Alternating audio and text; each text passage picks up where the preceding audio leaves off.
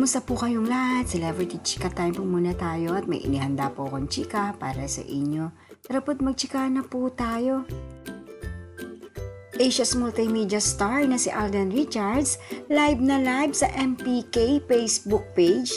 Yes, mga celebrity chika time, habang ipinalalabas nga po ang final episode ng MPK, ay nariyan din po si Alden at live na nakipag-usap sa kanyang mga followers at supporters sa Facebook page ng MPK o magpakailanman. At yan, ichichika ko po sa inyo mga celebrity chika time.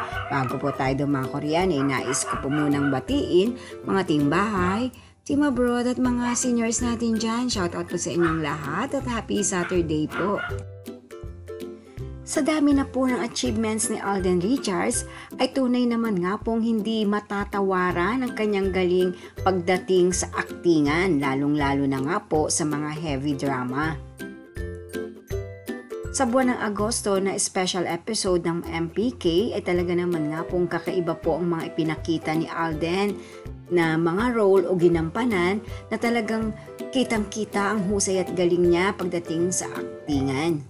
Abay, sa dami na nga po ng mga awards na natanggap ni Alden sa larangan po ng heavy drama, ay talaga naman nga pong worth it ang bawat mapapanood po natin sa kanyang mga project.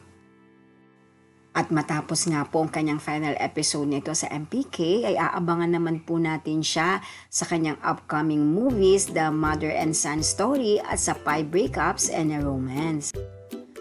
At dumako na nga po tayo sa pinakasentro ng ating talakayan na kung saan nga po ay live na napanood po si Alden sa Facebook page ng MPK.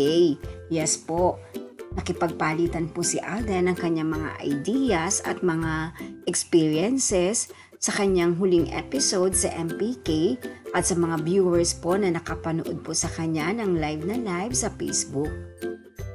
Marami po ang humanga at nakarelate sa iba't ibang role na ginampanan ni Alden sa MPK, kung kaya naman po thankful ang Asia's multimedia star sa mga ito. At sa pamamagitan nga po ng Facebook Live po ni Alden sa MPK ay naiparating po ni Alden ang mga hangarin o mga naging karanasan din po niya na masasabi nga po natin na marami po itong naidulot na aral para sa kanya. Yan po ang aking chika updates for today. Salamat po sa inyong panonood. Huwag po kalimutang mag-subscribe. Pwede po mag-comment sa ibaba. Basta wag lamang po harsh o nakakasakit sa isa't isa. Salamat po muli. Spread love, not hate.